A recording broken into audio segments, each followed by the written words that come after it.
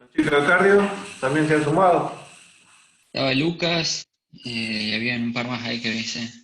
Y yo también, José Bueno, Martín. ¿qué tal? ¿Qué tal? Bueno, yo preparé la clase con intención de que sea algo práctico, para tratar de resolver por ahí las dudas más comunes o, eh, digamos, para que sirva para el día a día. ¿eh? Sobre cada cosa que voy a hablar, siempre uno se puede explayar mucho más y hay mucho para decir. Pero la idea es enfocarla más desde el punto de vista práctico y repasando, bueno, cuestiones generales. Este, Voy a hablar un poco de todas las cosas que comenta esta diapositiva. La fibrilación auricular es la arritmia más común y hay muchas publicaciones ya desde hace muchos años, incluso sobre los distintos tratamientos de la fibrilación auricular. Hay muchos estudios sobre el control de ritmo, de control de frecuencia, las drogas que se pueden usar y últimamente sobre ablación. Importancia, por lo menos en la parte de investigación. Ustedes saben que la fibrilación auricular, eh, digamos, se caracteriza por un ritmo caótico de las aurículas. Normalmente el ritmo sinusal se origina en el nodo sinusal y es el marcapasos del corazón, como se le dice siempre. Por momentos se me escucha más despacio y no logro escuchar nada y después vuelve el audio, Doc. No sé si me pasa a mí nomás o los pasa a todos. A mí igual. Hola, ¿se escucha? ¿Se escucha? Sí, se escucha, Doc, pero a veces es como que se escucha clarito y se va la voz. A ver, por ahí, quizás, a ver si estoy más cerca de la computadora. Como con ¿Ahí se incomodación. escucha mejor? ¿Ahora se escucha bien? Sí, está un poco Ahí mejor. sí. Bueno, quizás me había alejado un poco de la compu.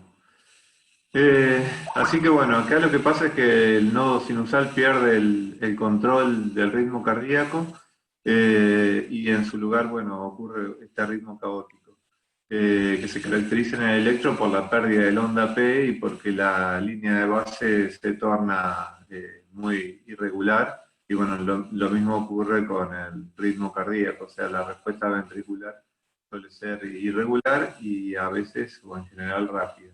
Y como dijimos, es la arritmia prácticamente más frecuente y responsable hasta de un tercio de las hospitalizaciones por arritmias. En unidad coronaria es uno de los ingresos más frecuentes. Eh, el mecanismo de esta arritmia se dice que son múltiples. Digamos, para que se produzcan las arritmias puede ocurrir que no es el caso puntualmente del FA, pero puede ser por ejemplo, por aumento del automatismo, como ocurre, por ejemplo, en una extrasístole o en una taquicardia auricular. O puede ser por actividad gatillada, que se llama otro tipo de arritmias. Bueno, en el caso de la fibrilación auricular, el mecanismo sería de reentradas. En este caso, múltiples micro reentradas que ocurren en las aurículas. Reentrada significa que el impulso eléctrico eh, sigue una dirección, se topa con un obstáculo, como se ve en el dibujo, no sé si ven mi puntero, y encuentra un bloqueo unidireccional, entonces sigue por el otro lado a una velocidad suficientemente lenta que permite que el frente de onda vuelva y encuentre a las células en un periodo refractario relativo. Al encontrarlas en ese periodo son nuevamente excitables y se puede volver a conducir por el mismo circuito ese mismo frente de ondas, que nunca se agota. Y así se produce una reentrada, un bucle. ¿eh? En el caso de la fibrilación auricular son múltiples reentradas. Este, Así que bueno, ese es el mecanismo por el cual ocurre. Eh, y esto lleva a la pérdida de lo que es la contracción auricular. Esto logra que, digamos, cada fibra de la aurícula se contraiga prácticamente por separado, por lo cual se pierde la contracción o la patada auricular. ¿Mm? Y hay algo que decimos nosotros en cardiología, que es que la FA engendra más FA. O sea que la misma arritmia genera que haya un remodelado eléctrico, se dice. Las células van acortando su periodo refractario y hace que se formen más circuitos de reentrada y que la FA se perpetúe. Por lo cual, mientras mayor la duración de la FA, quizás más difícil sea luego revertirla o mantenerla. Eso es lo que se llama remodelado eléctrico. Bien, algo sobre la fisiología como para que nada más les quede una idea. La prevalencia ustedes saben que es muy frecuente, pero sobre todo en gente añosa, en gente joven, digamos, en la población general puede ser hasta el 1%, pero en mayores de 80 años es más del 10%. ¿Sí? Y el gran problema del FA es que genera, por un lado, aumento de la mortalidad, o sea, mayor mortalidad, el riesgo que todos conocen de accidente cerebrovascular y también de insuficiencia cardíaca. Como decíamos, la prevalencia aumenta con la edad. Este es un estudio Rep-Ictus que se publicó en el 2007, que incluyó 7.000 pacientes, de los cuales 600 tenían FA, y acá está la distribución por edad. Ven que a medida que aumentan los años, aumenta la prevalencia. Y por encima de 80, 84 llega a ser del 15%. Y eso lo vemos nosotros en nuestros pacientes internados, que tenemos muchos pacientes añosos y es muy frecuente que veamos pacientes fibrilados. También se prevé que esto va en aumento. Esto es una proyección de un estudio español que prevé que la prevalencia y la incidencia de FA va a ir en aumento con los años, junto con el envejecimiento de la población. Decíamos que la fibrilación auricular aumenta el riesgo de ACV, obviamente, y de insuficiencia cardíaca, y esto es lo más fuerte, incluso riesgo de muerte. En mujeres prácticamente lo duplica, el odds ratio de 1.9, y en hombres un poco menos, 1.5. También el costo de esta arritmia, en lo que es costo en salud, es elevado. Esto es un estudio que se hizo en Europa. Calculan 3.000 euros por paciente por año. Estos estudios igual no son aplicables a nuestro medio. Hace poco me comentaban que en Estados Unidos cobran un electrocardiograma $150. Son algo así como, no sé, 20.000 pesos, no sé cuánto es, pero cosas que acá son irrisorias, que nunca saldrían eso. Pero de todas maneras generan un gran costo en salud, principalmente en la hospitalización y otro tanto en lo que es medicación. Bien. Las causas de la fibrilación auricular las podemos pensar en cardíacas y no cardíacas. Lo más frecuente es la hipertensión, así que la edad y la hipertensión, lo primero a pensar. Segundo, otras cardiopatías, insuficiencia cardíaca, enfermedades valvulares, enfermedades del nodo sinusal, síndromes de preexcitación, cualquier miocardiopatía, enfermedades del pericardio, enfermedades congénitas, o sea, cardiopatías prácticamente todas. El mecanismo sería principalmente el aumento de la presión de diástole, de fin de diástole del VI. Eso se transmite a la aurícula, tiende a dilatarla, a producir que el tejido de las aurículas, el tejido miocárdico, sea muy heterogéneo y que puedan aparecer esos circuitos de micro reentrada. Y por otro lado, bueno, causas no cardíacas, principalmente diabetes, enfermedad tiroidea, no necesariamente llegando a la tirotoxicosis, pero el hiper y el hipotiroidismo favorecen la presencia de esta arritmia. Las infecciones de cualquier tipo, principalmente infecciones agudas, respiratorias, como desencadenante la ingesta excesiva de alcohol, o bueno, una comida muy copiosa también puede ser, causa neurogénica, muy frecuente, también asociado a patología pulmonar o pleural, y sobre todo el postoperatorio también de toracotomías o de cirugías cardíacas. Ahí es muy frecuente que ocurre esta arritmia. Tal es así que se han hecho estudios de uso prospectivo, digamos, de uso profiláctico de algún antiarrítmico para evitar la ocurrencia en este tipo de postoperatorio. Bien, esto es del Framingham Study del 91 y la clasificó por causas cardiovasculares, no cardiovasculares y aisladas. Lo más frecuente asociado a causas cardiovasculares y sobre todo a hipertensión. ¿eh? En cuanto a la clínica, ¿cuáles son los síntomas? Principalmente palpitaciones. En general uno le debería preguntar al paciente cuando tiene palpitaciones si esto ha sido de inicio súbito o, digamos no de una forma muy marcada, y si son rápidas o simplemente una sensación irregular de latido aislado, que es un estasístole. Pero en general la FA son latidos rápidos e irregulares, aunque no siempre el paciente lo puede sentir de esa forma. Otras veces puede sentir disnea o sensación de cansancio, astenia e incluso dolor torácico, mareos, son distintas formas de presentación. Cuando se presenta en forma de palpitación, que el paciente puede precisarlo muy bien, a nosotros nos es de gran ayuda, porque nos ayuda a saber en qué momento inició la arritmia. Si el paciente viene por consultorio, por guardia, refiriendo el síntoma de palpitaciones, para nosotros es muy importante saber cuánto tiempo lleva de que tiene la arritmia, porque varía mucho el tratamiento.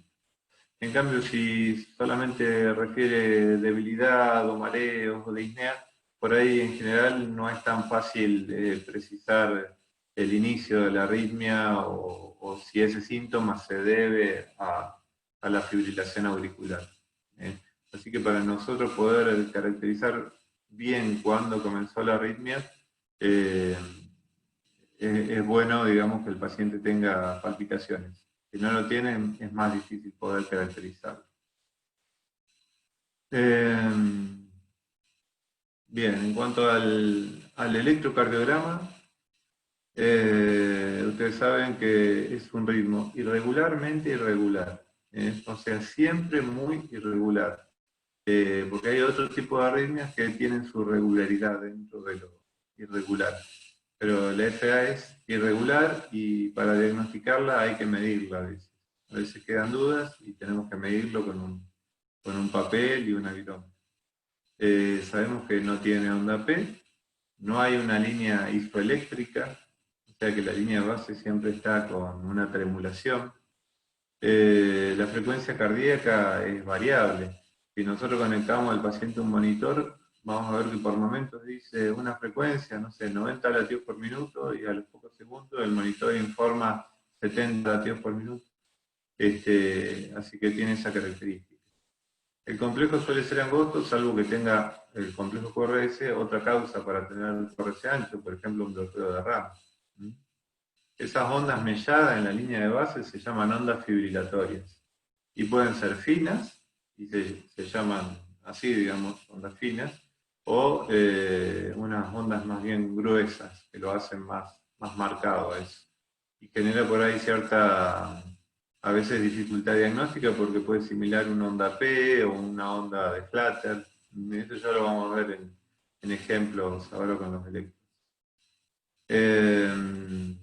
Bueno, la frecuencia cardíaca es variable en el FA según si está medicado o no, pero en general un paciente no medicado y sin trastornos de la conducción AB suele ser un ataque arritmia, entre 110, 160, 170 latidos por minuto. Y se le llama de rápida respuesta o de alta respuesta ventricular cuando tiene más de 100 latidos por minuto, y de baja respuesta ventricular cuando tiene menos de 60 latidos por minuto. Que eso se ve sí en un paciente muy medicado o con trastornos de la conducción AB o bueno, por efectos de hipotermia, dioxina. ¿Sí? Bien. De eso no vamos a decir nada. Bueno, lo importante es que para definir un episodio como de FA tiene que durar más de 30 segundos. Eso a ustedes es difícil que les toque esa situación, pero nosotros cuando hacemos un holter, muchas veces el paciente tiene episodios autolimitados de este tipo de taquiarritmia, pero si duran menos de 30 segundos no se la puede caracterizar como fibrilación auricular. Un detalle. Bien. Bueno, acá tenemos el primer electro. Es una fibrilación auricular. No sé si saben cómo calcular la frecuencia cardíaca de este paciente. Se pueden usar dos formas, quizás la más sencilla. ¿Ven el puntero del mouse? Sí, sí, se ve. Ah, bueno. La forma más sencilla, vieron la parte de arriba del electro tiene unas rayitas rojas en general. Acá el de la foto no lo tiene, pero esas rayitas están separadas cada 3 segundos. Si tomamos un intervalo de 2 rayitas, o sea, esta, acá hay una, acá hay otra y acá hay otra, en ese intervalo, entre 2 rayitas hay 6 segundos. Por lo tanto, si contamos la cantidad de latidos que hay en esos 6 segundos y lo multiplicamos por 10, da la frecuencia cardíaca, y es un promedio. Esa es la forma más sencilla en un ritmo irregular como este. La otra forma es, por ejemplo, calculando la frecuencia cardíaca del intervalo más largo, por ejemplo acá, podemos decir 100, 75, 60, 65, tendría este intervalo largo, 65 por minuto, y quizás este más corto tenga 120, en promedio serán 90, 95 latidos. Es una forma, otra forma que se puede hacer. Y si no, ver el electro, que suele tirar a veces la frecuencia cardíaca. Fuera de eso, este electro no tiene ninguna particularidad. Un bloqueo anterior izquierdo, nada más. Y nada más. Bien, acá tenemos otro ritmo fibrilatorio. Este es un paciente con una FA gruesa, que le decimos. Donde se ve la línea de base con esas ondulaciones gruesas. Y no hay que confundirlo ni con un aleteo auricular, ni confundir con un ritmo sinusal, que a veces puede pasar. Por eso siempre es importante ver que esas ondulaciones no son regulares, son cambiantes, y la frecuencia cardíaca siempre es irregular. Distinto es esto, que es un aleteo, que se ve perfectamente. La onda fibrilatoria es distinta, que es una onda de flutter, y además el ritmo es regular. Igual en el aleteo, a veces el ritmo puede ser irregular cuando tenemos un aleteo de conducción AB variable, pero es otro tipo de irregularidad, o sea, mantiene cierta regularidad de algún modo, si uno lo mide. Bien, esto es simplemente también una fibrilación auricular, pero con rama izquierda. Lo pueden ver de 20.000 formas, por eso puse varias tiras de electro, porque se puede presentar de muchas formas. Siempre lo importante es la irregularidad en el ritmo cardíaco y obviamente la ausencia de onda P. Esto es también lo mismo, pero con rama derecha, sobrecarga del ventrículo derecho. Acá tenemos una FA de baja respuesta ventricular. Recuerden que cuando es muy lenta hace pensar en un trastorno del ritmo cardíaco. A veces es indicación de marcapasos, sobre todo cuando es sintomática, o cuando no hay una causa reversible, tratable. Cuando la fibrilación auricular se torna regular, es una fibrilación auricular más un bloqueo AB completo. O sea, no hay forma de que la fibrilación auricular sea regular. No puede ser regular. Se vuelve regular. Ahí en el que lo moleste, lo interrumpo Sí. en realidad. En el electro anterior, ahí se ven como dos pequeñas P negativas, en ese electro no, en el anterior. ¿O qué serían esos? ¿En este? Y ahí se ven como, por ejemplo, en B, no, en el otro que estaba recién, ¿Acá? en el que tiene el nombre del paciente. A ver. Acá, sí. No, ahí en realidad es tremulación de la línea de base, pero no son ondas P. ¿Eh? Está señalado ahí por virome, pero no son ondas P. ¿Eh? O por ejemplo, yo esa no la había visto en la de la Virome, en realidad lo que había visto acá en D1, como es Ajá. entre medio ahí se ven como en la línea isoeléctrica, entre medio de los dos QRS, Sí. si bien está la T, después de la T vienen como dos pequeñas onditas. Ujú. No sé muy bien a qué te referís. O Por dónde. ejemplo, abajo de, vio que dice flores, o Sí, sí. abajo de la O y abajo de la E. Acá, por ejemplo. Y bueno, Esa, es.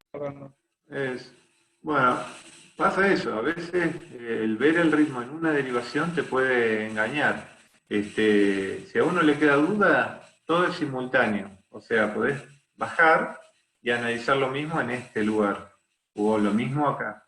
Y en realidad ves que no es una onda P, que es la línea de base que está toda eh, con esas melladuras o esa tremulación. ¿Eh? Y es por la fibrilación. Así que sí, a veces este tipo de onda gruesa genera esa dificultad diagnóstica. En este caso, que es regular, es una FA bloqueada. Ahora, si fuera totalmente irregular, es más fácil el diagnóstico, como acá, por ejemplo. Eh, pero bueno, es una de las dificultades diagnósticas. Por eso nos ayudamos de todas las derivaciones para analizar bien el ritmo. ¿Mm? perfecto, gracias. Lo mismo, es una FA bloqueada, una FA lenta, suele ser indicación de marcapasos. Y este es un ritmo de marcapasos, pero que de base tiene una fibrilación auricular. ¿Sí? Se ve la tremulación de la línea de base. Si no, muchas veces el ritmo de marcapaso puede ir acompañado de un ritmo sinusal, o sea, pueden ser las dos cosas juntas. En este caso tiene una FA de base y debería estar anticoagulado, por ejemplo.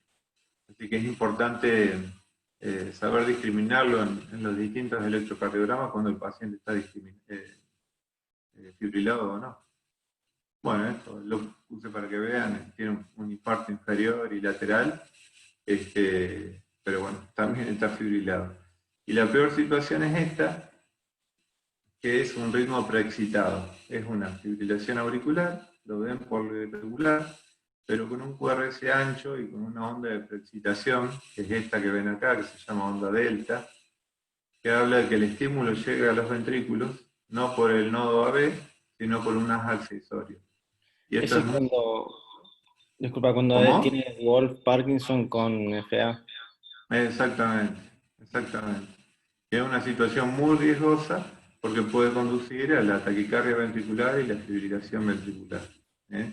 Así que este paciente va a consultar en guardia, seguramente descompensado porque está muy taquicárdico, y el tratamiento es una cardioversión de urgencia porque puede generar una fibrilación ventricular. Esto es algo que no ocurre muy frecuentemente, pero sería la peor situación, un paciente con un Wolf que se fibrila. ¿Mm? Eh, es difícil de reconocer, yo se los muestro para mostrarle distintos electros de FA, pero esto no es algo sencillo de reconocer. Bueno, en fin, la fibrilación auricular va a tener consecuencias hemodinámicas por un lado y por otro lado que tienen que ver con la coagulación, hemorreológicas. Las hemodinámicas están dadas por la pérdida de la sincronía auriculoventricular y de la patada auricular, porque el ventrículo se torna irregular y porque pierde diástole, sobre todo cuando está taquicárdico. ¿Eh? Eh, Así que bueno, de eso ahora vamos a hablar un poco más. Incluso la misma taquicardia producida por la FA a veces puede producir un problema que se llama taquicardia-homeopatía. O sea, esa misma taquicardia depresiona las reservas energéticas de las células miocárdicas y deteriora la función ventricular. Lo bueno es que es reversible cuando uno controla la frecuencia cardíaca de la arritmia. Y por otro lado, bueno, consecuencias hemorreológicas, saben ustedes que da lugar a la formación de trombos en las aurículas, principalmente en la orejuela de la aurícula izquierda, y eso da complicaciones tromboembólicas. En cuanto a las consecuencias hemodinámicas, dijimos que la pérdida de la patada auricular, por ahí hay pacientes en los que eso no les influye y prácticamente tienen una FA totalmente asintomática y que no les influye en nada en la calidad de vida, pero hay otros pacientes, sobre todo los que tienen ciertas cardiopatías, que los la fibrilación auricular puede ser la causa que los descompense. ¿Y quiénes son principalmente quien necesita la patada auricular? Por ejemplo, un paciente con estenosis aórtica, o con miocardiopatía hipertrófica, o con hipertrofia hipertensiva, miocardiopatía restrictiva, son todos ventrículos rígidos que necesitan para llenarse tener una buena diástole y una buena contribución de la patada auricular. Lo mismo en la miocardiopatía dilatada. Y finalmente, también es importante que no esté muy taquicárdico en ciertas patologías, por ejemplo en la estenosis mitral, que necesita una diástole larga para llenarse bien el ventrículo, en la enfermedad coronaria, en la miocardiopatía dilatada. Así que en esa patología principalmente la FA puede ser especialmente nociva. Bien, y la otra consecuencia desagradable del FA, ustedes saben que al no contraerse bien las aurículas, al estar fibriladas, hay rémora sanguínea. Y el lugar donde más rémora hay es en las orejuelas de las aurículas.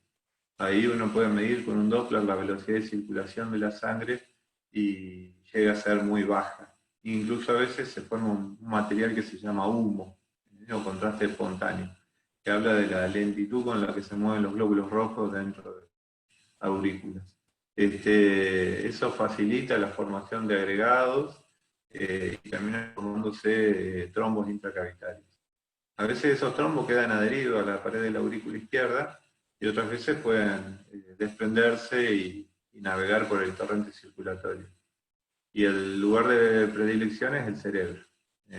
Así que esa es una causa muy frecuente de accidentes cerebrovasculares, principalmente en gente mayor. 35% en personas de 80 años. Y bueno, el momento más peligroso para que se desprende el trombo muchas veces es al momento de que se revierte la arritmia, o sea, cuando uno trata de revertir la arritmia, ya sea por algún artilugio médico o espontáneamente revierte la arritmia, recupera la contracción y la patada auricular puede hacer de que ese trombo que estaba adherido a la pared auricular se desprenda y bueno, finalmente se produzca el ACV. Bien. Bueno, esto ya hablamos. Bien, la clasificación es importante que la sepan y es sencilla. Se divide en fibrilación auricular de primer episodio. Si la fibrilación se autolimita en 7 días se llama paroxística. Eso puede ocurrir, por ejemplo, a un paciente que le pedimos un Holter, estaba fibrilado, después lo vemos por consultorio, está sinusal, se dice que es paroxística. Otra posibilidad es que no se autolimite y que sea persistente. Y en este caso, bueno, uno puede decidir cardiovertirla o no. Cuando dura más de un año se puede llamar persistente de larga duración. Y finalmente, cuando uno asume que el paciente va a continuar con la arritmia y no la va a tratar, porque va a decidir continuar simplemente con la estrategia de control de la frecuencia cardíaca, pero mantener la arritmia, ya se llama fibrilación auricular permanente.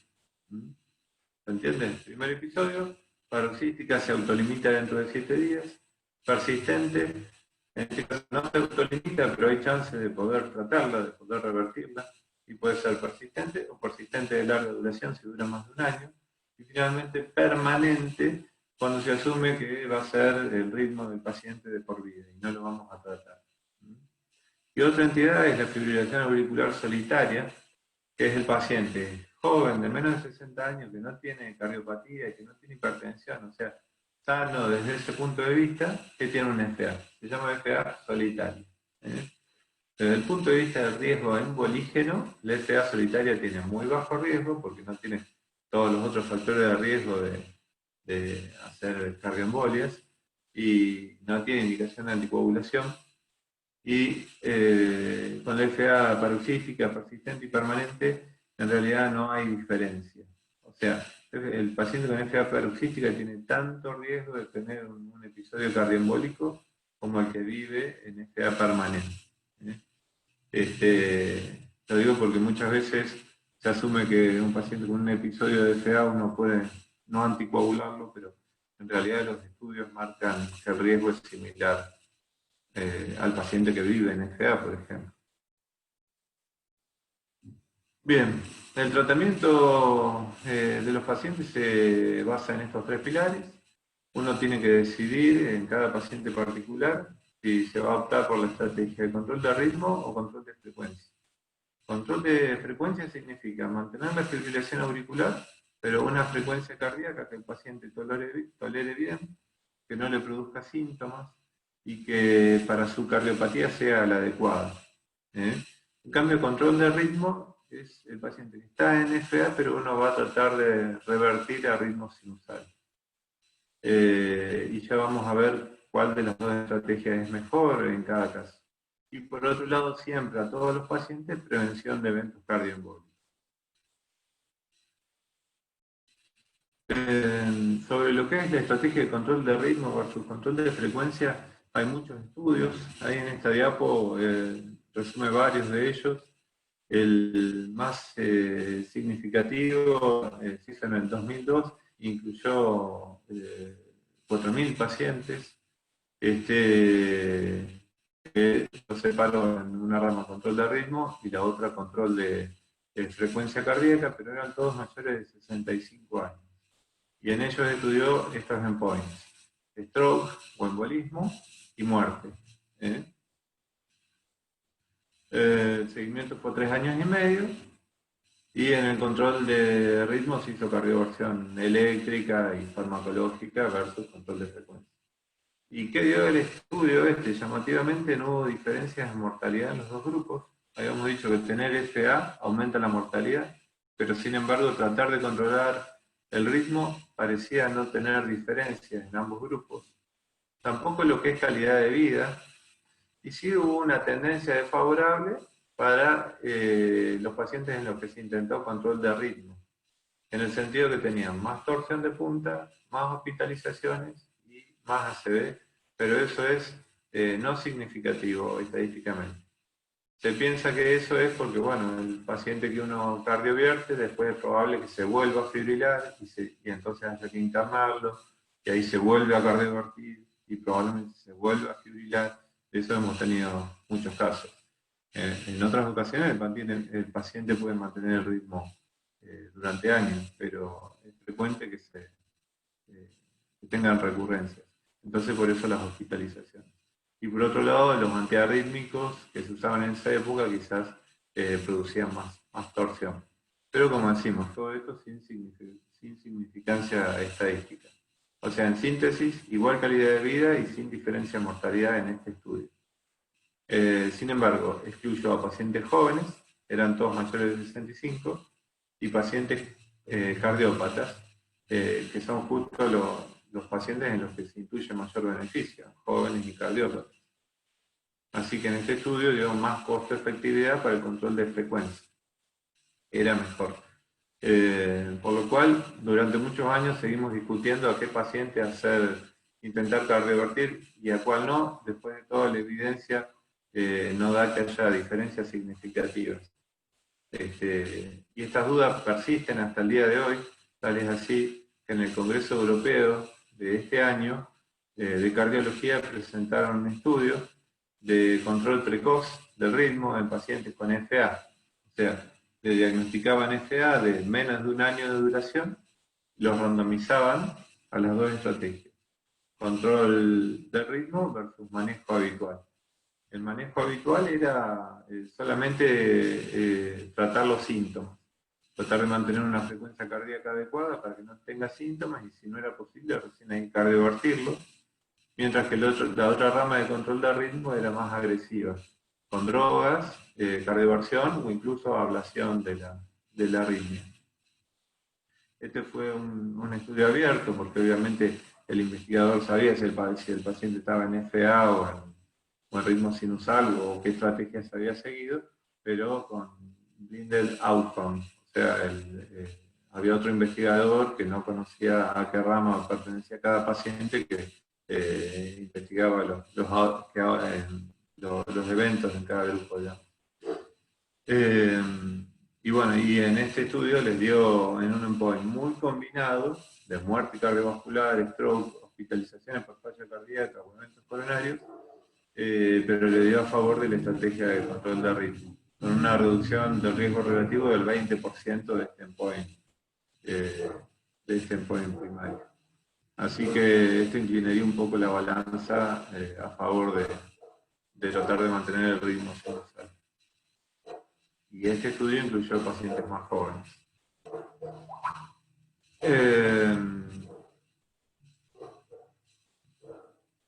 Bien, entonces, ¿cómo hacemos para controlar el ritmo? ¿Cuál sería el mecanismo?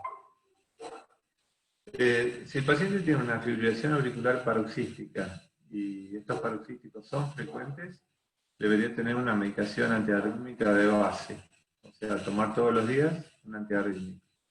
Si no tiene cardiopatía estructural, podemos usar fármacos antiarrítmicos del grupo 1C, como usar flecainida y propafenona. Es una situación ideal porque tienen pocos efectos adversos y son bien tolerados. Pero lamentablemente muchas veces nuestros pacientes con FA tienen cardiopatía estructural, entonces nos vemos imposibilitados de usar estos fármacos. Y en ese caso hay que usar amiodarona, pero tienen sus efectos adversos muchos, sobre todo en el uso prolongado, y son pacientes que están medicados durante mucho tiempo. Ahora, si el paciente tiene una fibrilación auricular paroxística, pero con paroxismos poco frecuentes, se le puede indicar una estrategia que se llama pill in the pocket. O sea, que tenga las píldoras a mano, y en caso de que tenga un episodio de fibrilación auricular, se le indica que la tome. Esto siempre y cuando el paciente no tenga cardiopatía estructural, o sea, no tenga contraindicación para esa medicación. En general se usa flecainida o propafenona para hacer esto. Ahora, si el paciente consulta ya con un FA persistente, o sea, con un episodio de FA que no se autolimita, es muy importante conocer el tiempo evolutivo. Digamos, si tiene menos de 48 horas de evolución, no hay probabilidad de que en esa aurícula se hayan formado trombos, y de que cuando vuelva a tener ritmo sinusal y recupere la contracción auricular, se produzca una cardioembolia. Entonces es seguro hacer una cardioversión eléctrica o farmacológica. En general intentamos, si el paciente concurre a la guardia, por ejemplo, intentamos primero con una cardioversión farmacológica porque es menos cruenta quizás, y si no responde, luego se puede hacer la cardioversión eléctrica. Y la droga que usamos siempre o casi siempre es la amiodarona, aunque hay otras opciones. Ahora, si el paciente concurre con un episodio de FA de inicio incierto o de más de 48 horas de evolución, en ese caso hay dos posibilidades. Uno, anticoagularlo durante un mes en rango y después hacer la cardioversión. O la otra posibilidad, hacer un ecotransesofágico, descartar la presencia de trombos intracavitarios y después hacer la cardioversión. Y obviamente el paciente después tiene que permanecer anticoagulado al menos un mes, más allá del riesgo embólico que tenga, pero luego de la cardioversión tiene que permanecer anticoagulado al menos un mes. Así que por eso es muy importante, como decíamos, que la FA sea sintomática y que sean palpitaciones, porque a nosotros nos va a permitir saber el tiempo evolutivo. Y acá es donde se diferencia mucho el tratamiento. consulta por una FA aguda de menos de 48 horas, tratamiento sencillo, carga de amiodarona, mantenimiento, si revierte genial, si no se puede hacer la cardioversión eléctrica. Ahora, si concurre con más de 48 horas o de inicio incierto, con los síntomas vagos, en ese caso, bueno, hay que anticoagularlo por 4 semanas o hacerle un ETE y después cardiovertir. ¿Sí? Bueno, la otra estrategia se llama de control de frecuencia cardíaca, donde el paciente va a permanecer en fibrilación auricular y el objetivo es sobre todo que no tenga síntomas y evitar además la miocardiopatía, la taquimiopatía que decíamos que a veces produce la taquicardia. Y empleamos los bloqueantes del nodo AB, o sea, beta-bloqueantes, calcio antagonista o dioxina, en ese orden de preferencia, aunque varía de acuerdo al paciente, o pueden ser asociaciones. Y raramente la amiodarona para control de frecuencia. Eso en general no lo usamos para control de frecuencia. Este estudio se hizo ya hace más de 10 años y era justamente para saber qué era mejor, hacer un control estricto de la frecuencia cardíaca y tenerla a menos de 80 en reposo o menos de 110 en el test de la caminata de 6 minutos, versus un control no tan estricto y simplemente tenerla a menos de 110 latidos por minuto en reposo. Y evaluaron, bueno, un endpoint también compuesto, de muerte, insuficiencia cardíaca, etc. ¿Y qué les dio? Que en realidad no hay diferencia y que el grupo que requiere un control más estricto de la frecuencia cardíaca usa más drogas y por lo tanto puede tener más efecto adverso de la medicación, pero que en realidad en esos puntos finales evaluados no había diferencia. Por lo cual, en general, se aconseja que uno no tiene que, le dio una inferioridad, no tiene necesidad de buscar un control tan estricto de la frecuencia cardíaca, salvo que el paciente tenga una miocardiopatía dilatada o insuficiencia cardíaca, en la cual sí está indicado el control óptimo de la frecuencia cardíaca, o bueno, por ejemplo, cardiopatía isquémica, pero en general está demostrado que no es más beneficioso el control estricto de la frecuencia cardíaca.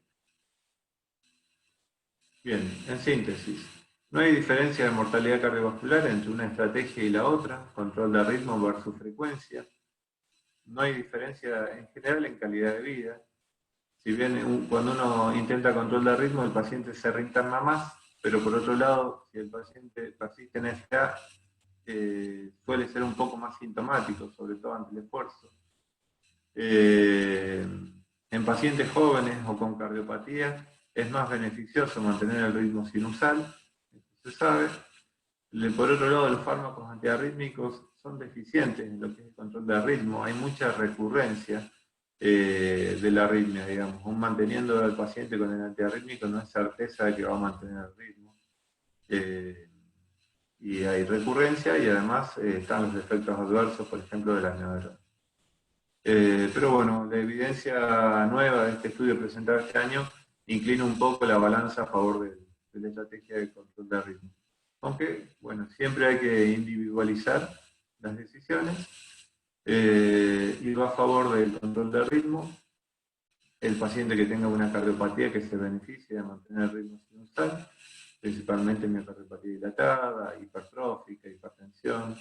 También el que es sano, el que no tiene cardiopatía, el que es relativamente joven, cuando es un primer episodio o es una FA de corta duración, cuando la FA es muy sintomática y mal tolerada, y cuando es una FA secundaria, o por ejemplo desencadenada en un postquirúrgico, por hipertiroidismo, donde si yo trato esas causas desencadenantes, después es poco probable que vuelva. Entonces, en todas esas situaciones, mejor revertir la FA. ¿Cuándo se puede no hacer? Por ejemplo, en un paciente añoso, que la tolera bien, que tiene una frecuencia cardíaca adecuada, no le produce falla cardíaca, tiene una aurícula muy dilatada y eso predice que es muy probable que vuelva a tener FA. Tiene una FA de larga duración que también predice que, a pesar de que yo la pueda cardiovertir, después va a volver.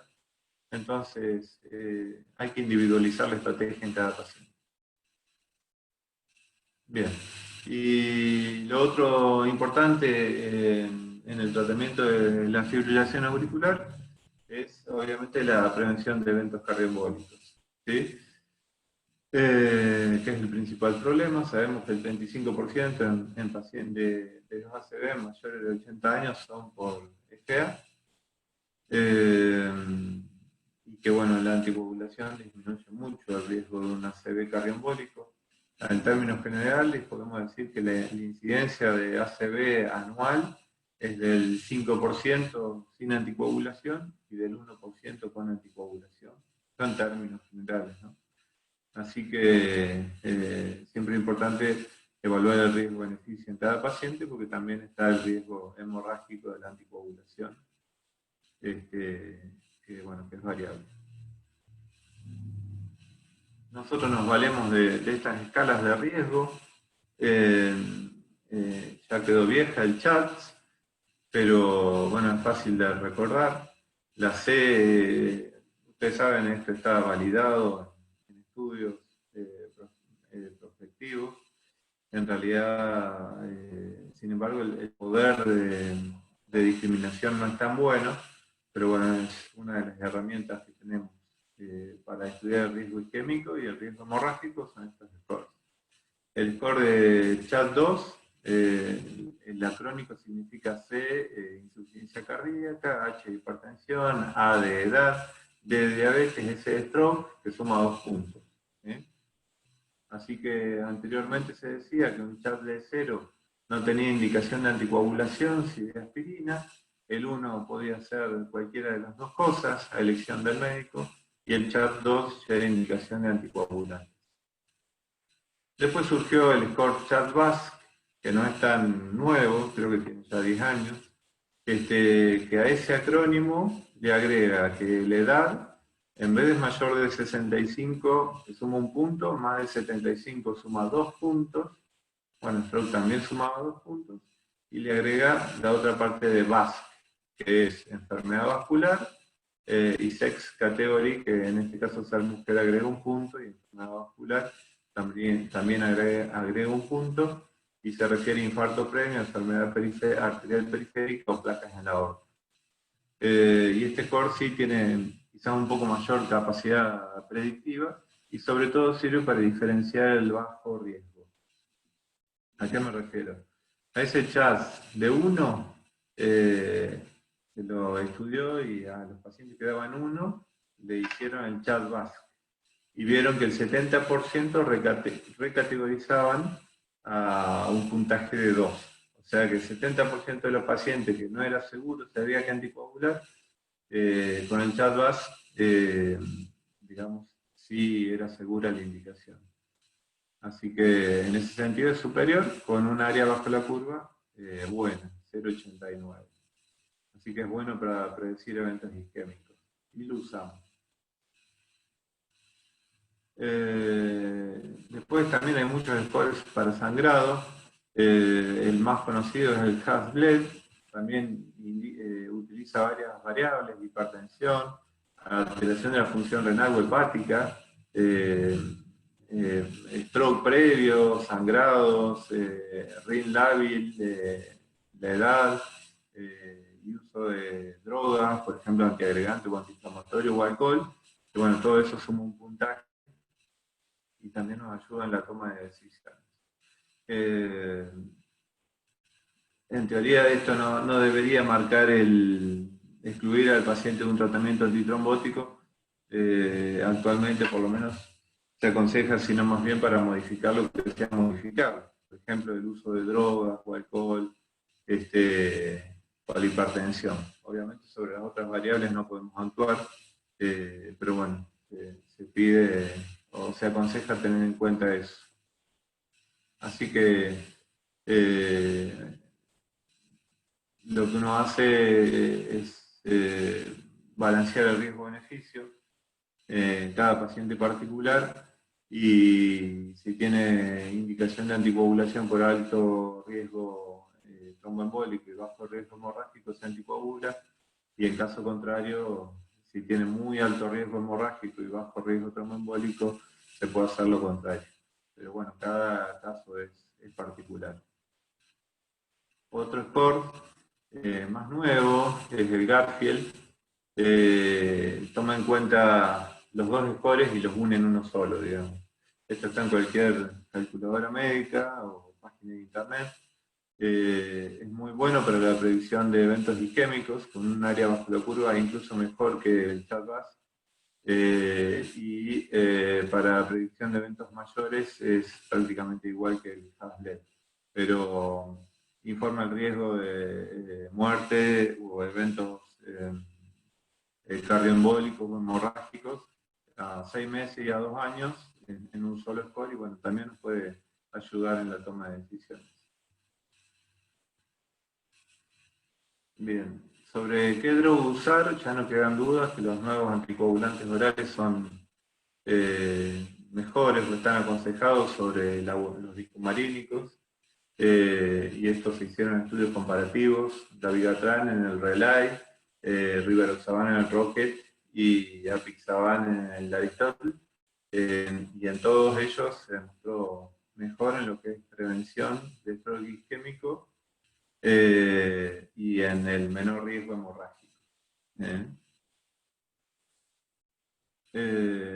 Principalmente disminuye lo que es el riesgo de hemorragia cerebral, que es la complicación más temida de la anticoagulación, aunque aumentaría en el riesgo de hemorragia gastrointestinal, a diferencia de los dicumarínicos.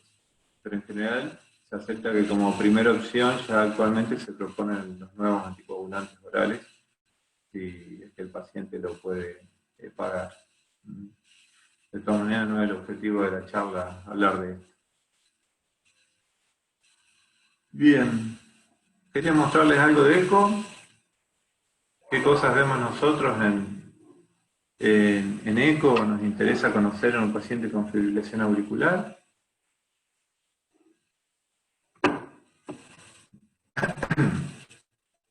Primero es muy importante el tamaño de la aurícula, ¿sí? Hoy decía más temprano, que un paciente con una aurícula dilatada, una aurícula remodelada, seguramente con áreas o parches de fibrosis, es una aurícula donde la fibrilación auricular tiene muchas más posibilidades de permanecer. Y si yo logro revertirla, tiene muchas posibilidades de volver.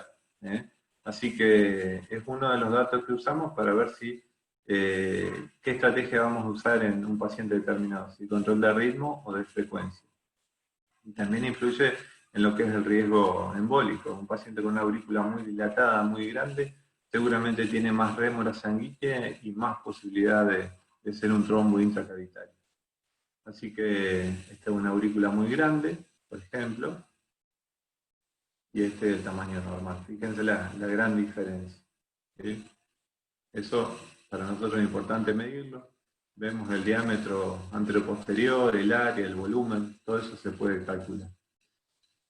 Lo mismo para la ablación. Una aurícula muy dilatada, muy enferma, bueno, va en contra de indicar una ablación. Bueno, importa también lo que es la presencia de disfunción sistólica del vehículo. Este ventrículo, como ven, se contrae muy mal, tiene una fe muy deprimida, y con la FA se relacionan mal. La disfunción sistólica, la falla cardíaca, genera FA, y a la vez la fibrilación auricular genera falla cardíaca. Así que bueno, es otro de los datos que nos fijamos nosotros. Lo mismo con la función diastólica. Cuando hay disfunción diastólica aumenta la presión de fin de diástole de la aurícula izquierda, y también es uno de los mecanismos facilitadores del FA. La presencia de enfermedad valvular, más o menos por el mismo mecanismo. Por ejemplo, acá esta insuficiencia mitral, lo mismo con la estenosis mitral, están fuertemente asociadas con fibrilación auricular. Y bueno, el contraste espontáneo. Ay, qué lástima.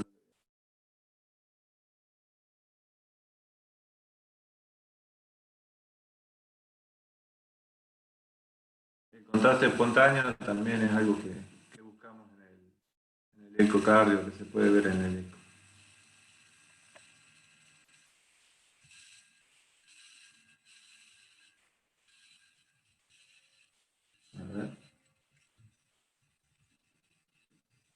Sigue.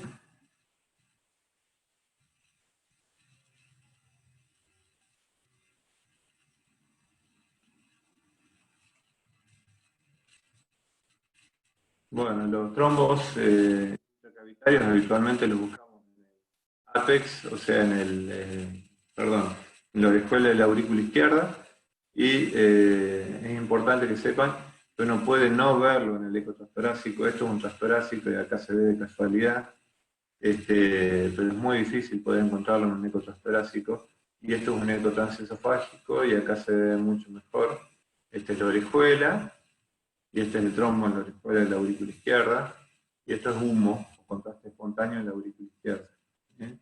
Así que eso es otra de las cosas que buscamos cuando hacemos el eco. Obviamente esto contraindica la cardioversión, ¿no?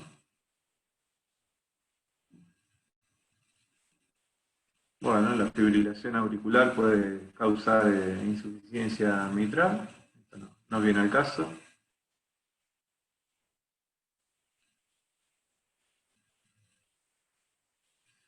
Bueno, la taquicardia puede generar taquicardia-miopatía. Fíjense, este veí con deterioro de su función ventricular. Después se cardiovierte y mejora la función ventricular con el tiempo. ¿Sí? Eso puede pasar. Bueno, reduce el llenado, la fibrilación auricular puede reducir el llenado ventricular al no tener patada auricular y al no tener mucha diástole por tener taquicardia, y por lo tanto también disminuye el volumen sistólico.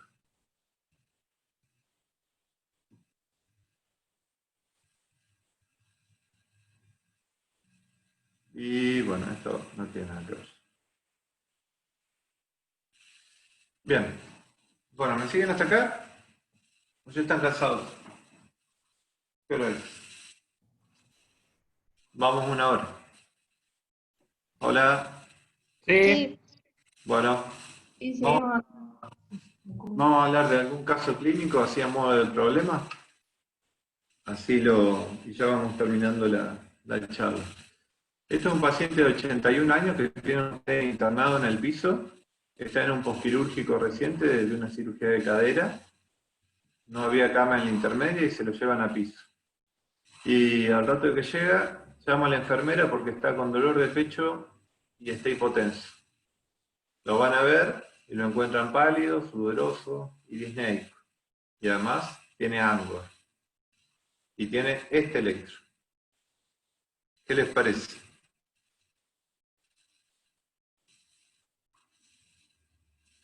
¿Qué tiene el electro?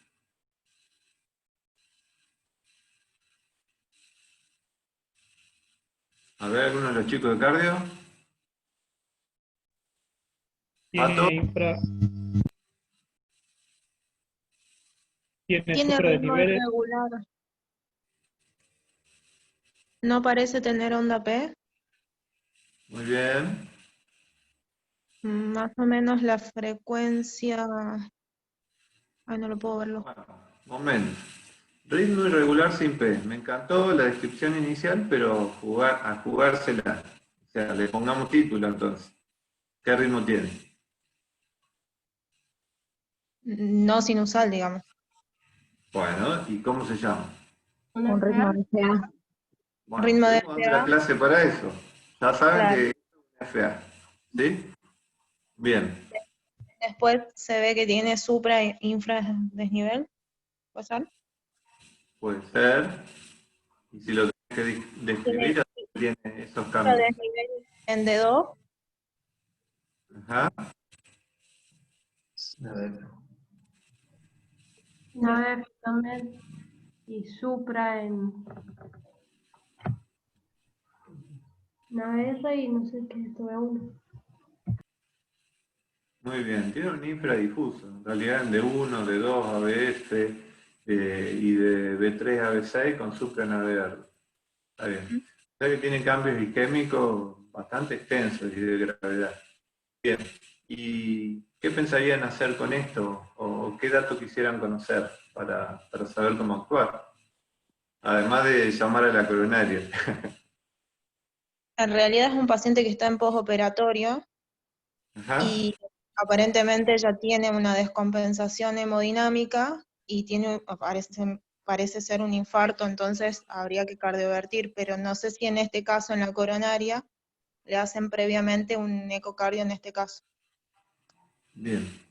Bueno, Preguntaría si tiene antecedentes del paciente de FA para saber. sí, el ACLS dice que paciente con una arritmia y descompensado hay que cardiovertirlo, ¿no? Claro. Sin embargo, hay contextos y contextos. Y a mí me interesaría mucho saber si el paciente ya venía con esta arritmia o no. Por eso preguntaría eso, si ya la tenía de antes o no. Y entonces, si en el electro de ingreso tenés una FA a 100 latidos por minuto, ¿qué harías o qué cambia? Yo lo que pensaría es que por algo se disparó la fibrilación auricular, que antes estaba a 100 y ahora está, no sé, a 140. Que en ese contexto tiene cambios isquémicos, porque seguramente el paciente tiene enfermedad coronaria, pero por algo se aceleró tanto la fibrilación auricular y está en un postoperatorio de cirugía de cadera, probablemente ha tenido una gran hemorragia y tiene una anemia aguda. Por ejemplo, cuando se dispara la arritmia, un paciente que ya la tiene previamente, es porque algo le está disparando, es una respuesta fisiológica. Entonces, o está deshidratado, o tuvo una hemorragia, o tiene una tirotoxicosis, o está muy ansioso, o lo que fuera. Pero algo la dispara. Y estaba sinusal antes de la cirugía.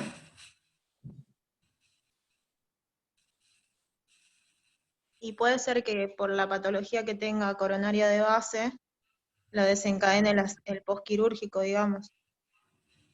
Claro, también pueden ser las dos cosas, pero la misma cirugía es un estrés suficiente para desencadenar arritmias.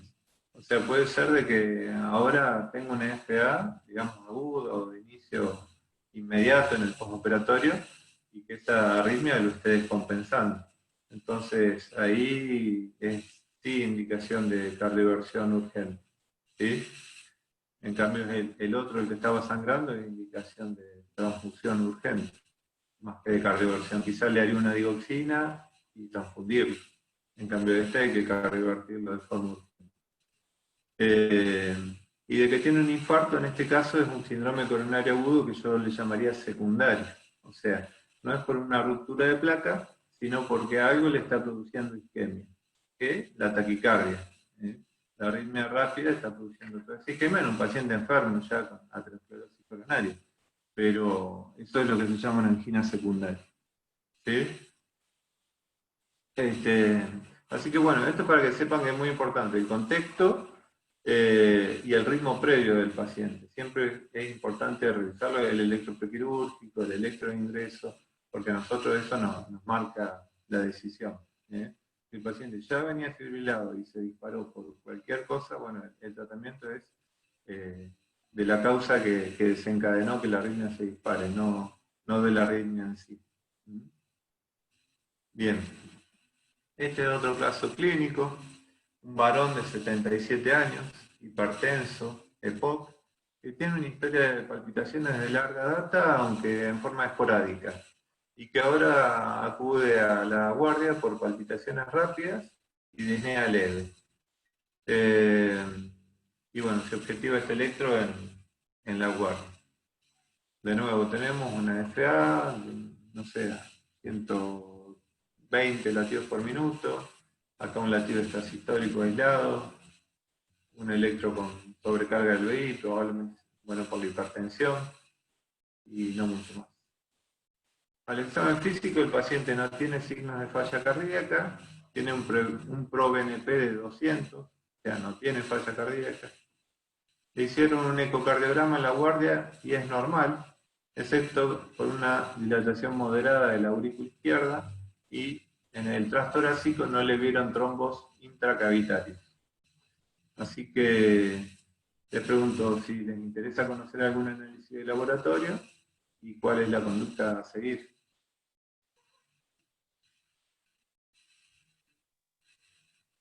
En cuanto al EPOC, ¿está con alguna medicación? Muy bien. Eh, no sé, porque es un invento de caso clínico, pero digamos que usa pasta de salbutamol cada tanto. Estaría bueno saber también cómo está hemodinámicamente, si está hipertenso, si está hipotenso. Está estable, sin falla cardíaca y con 150-80.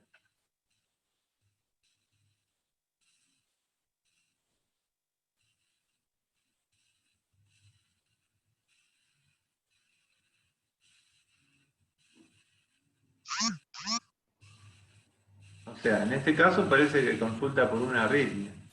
Lo que sería interesante es saber también el tiempo evolutivo, ¿no? Porque ya venía con palpitaciones y ahora parece que empeoraron, o son más rápidos, más frecuentes, ¿no?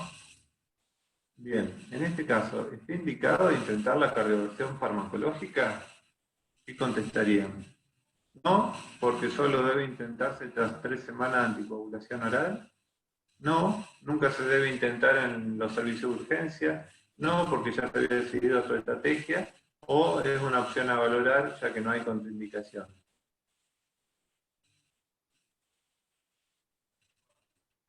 Sí, ya tenía anteriormente palpitaciones y ahora está con sintomático, con la disnea, aunque no tiene hipotensión ni una alteración mental aguda ni signos de shock, pero siente esa disnea.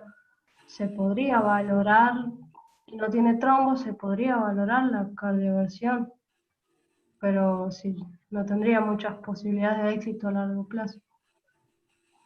Bueno, no lo Para sé. mí, no sé.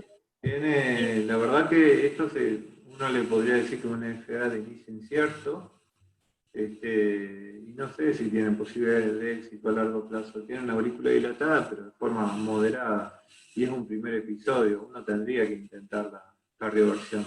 Pero al Y ser de inicio incierto, no es seguro hacerlo sin anticoagulación o sin un eco transesofágico previo. O sea, el eco transtorácico que no descubra coágulos no descarta que sí los tenga. Así que si decido hacer eso, si decido la estrategia de control de ritmo, tendría que o anticoagularlo o hacerle un ET. ¿Sí? Bien. además es un paciente de riesgo porque tiene hipertensión y tiene EPOC y son 71 años, así que es muy probable que lo tenga en forma permanente. Sí, tal cual, tal cual. Por eso, en este caso, uno se tiene que preguntar, ¿pueden ser válidas las dos estrategias, control de ritmo o control de frecuencia? Control de ritmo, yo a este paciente le puedo dar alguna medicación para frenar la arritmia, seguramente no va a estar sintomático. O sea, eso es una posibilidad. Quizás por ser EPOC, si hay que ver si el EPOC está bien controlado o es un EPOC que requiere mucha medicación y que tiene mucho broncoespasmo, no podría usar beta-bloqueante. Pero eso es una opción. Y la otra opción es la cardioversión. Como les digo, al ser un primer episodio, uno podría considerar intentar cardioversión. Entonces, si se optó por esto, por la estrategia de control de ritmo, se le realizó un ETI y posterior cardioversión que fue exitosa. ¿Hay que anticoagular a un paciente con un único episodio de FA? Pregunta. En este caso no, porque solo se anticoagula la FA persistente, ¿sí? Porque el riesgo tromboembólico es similar y en la FA persistente, permanente y paroxística, o depende de la relación riesgo-beneficio, el riesgo de sangrado, digamos. ¿Qué les parece? ¿Hay que anticoagularlo? Revirtió y lo vamos a mandar a la casa. ¿Se va con o sin anticoagulación?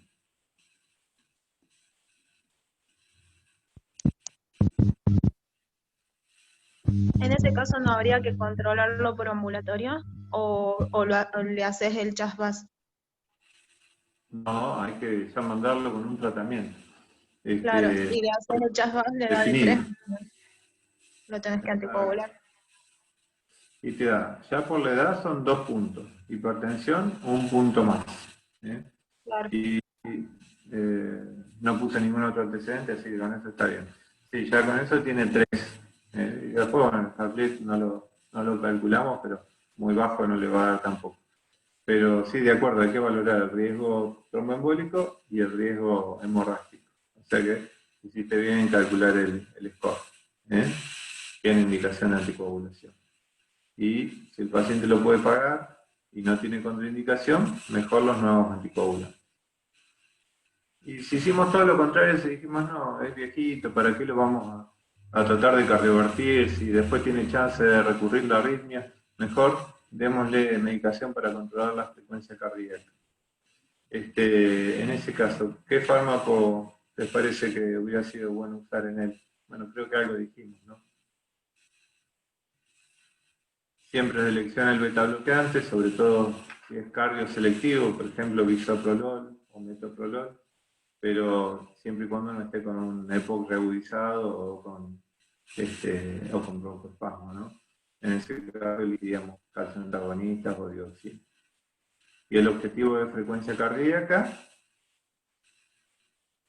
menor a 110. ¿Sí? Habíamos visto que no era bueno ser tan estricto. Y bueno, no sé si tienen alguna pregunta.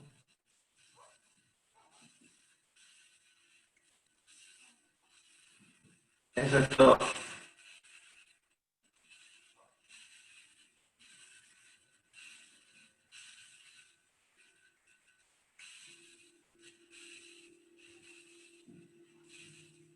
Doc, una pregunta. Al principio usted dijo que en el 2050 iba a aumentar la prevalencia de la FA. ¿A qué piensa usted que se debe? Y probablemente el envejecimiento de la población y los pacientes a la vez tienen cada vez más cardiopatía y, digamos, sobreviven a enfermedades más graves. Y eso, bueno, predispone al desarrollo de fibrilación auricular. También aumenta mucho la prevalencia de insuficiencia cardíaca, está previsto, digamos. O sea, quizás hace unos años el paciente que tenía un infarto de miocardio no tenía posibilidad de una angioplastia o de una cirugía de bypass y la expectativa de vida era mucho menor. Hoy eso no sucede, pero sobreviven pacientes más graves. Y lo mismo va a seguir pasando más adelante. O sea, quizás los avances de la medicina nos llegan a sobrevivir, a que pacientes más graves sobrevivan, pero bueno, los problemas crónicos aumentan su prevalencia. Insuficiencia cardíaca, fibrilación auricular. Gracias. Yo tengo una duda. A veces en piso tenemos pacientes que están con amiodarona, con mantenimiento, bueno, en realidad son 200 días, y a veces se lo dejan porque tuvo una fibrilación auricular. ¿Y por cuánto tiempo la podrían, digamos, la tenemos que mantener? Y en realidad el uso es por largo término. No me gusta decir de por vida, porque uno lo puede ir reevaluando de cada paciente particular, pero suele ser un tratamiento de larga duración para evitar las recurrencias. Bien.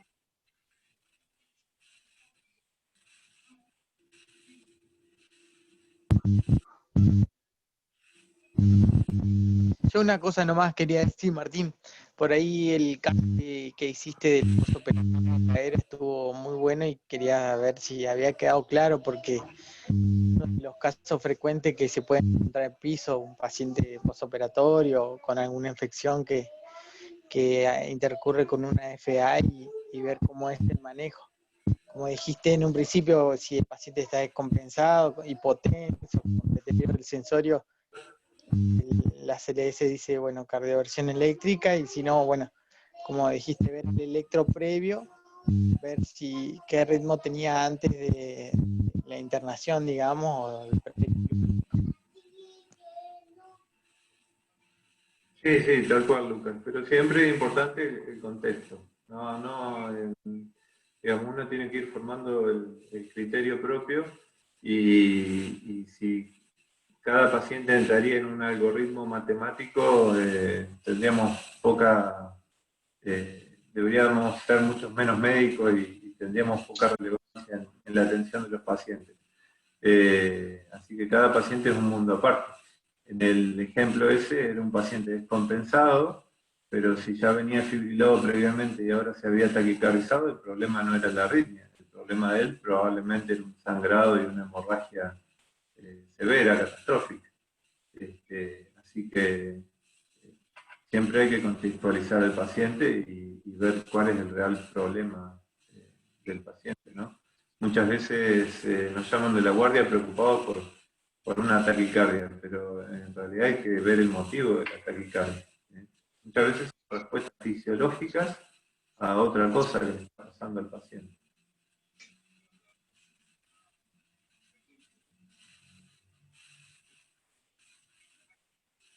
Y hablando de eso, como son respuestas fisiológicas, muchas veces no deberíamos tratarla porque justamente es lo que al paciente, uno de los mecanismos que está tratando de compensarlo, de que no termine de descompensarse.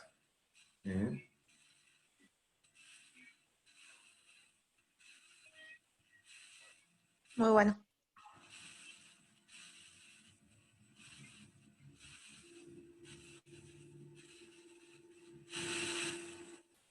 Bueno, no sé si tienen alguien alguna pregunta más. Yo la verdad, Martín, te agradezco por la predisposición. No, por nada. Además, por nada. además por las ganas, puede ser que bueno, estás ahora ahí aislado, pero bueno, espero que esté todo bien. Y bueno, sí, por lo menos aprovechamos el tiempo en casa. El tiempo. Sí. Bueno, no, les agradezco Bueno, yo. Me parece muy buena la iniciativa. Y bueno, siempre a disposición de ustedes si nos necesitan para algo más. Nosotros, sabés, vos Marco, que hacemos también clases por Zoom, y muchas veces, a veces son temas que sería bueno invitarlos o compartir, porque nos podemos nutrir. dale, ningún problema. Adelante. Cuando te parezca alguno de los temas que nos podamos integrar, me avisás y nos unimos. Total, ahora es mucho más fácil, me parece, digamos, por esta vía. Sí, totalmente. ¿Mm? Bueno, dale, estamos Lo mismo nosotros. Yo ahora igual estamos haciendo un módulo que, como te explicaba, un poquito más intensivo de temas de resolución en la guardia de internación. Pero bueno, por ahí si surge algo también, ¿sí? La idea es compartir. Sí, totalmente. Dale, lo vamos organizando. No hay problema. Bueno, Bueno, si no muy hay bien. nada más, nos despedimos. Bien. Dale, cuídate Martín, gracias chicos. Bueno. Chao, saludos. Chao, chao.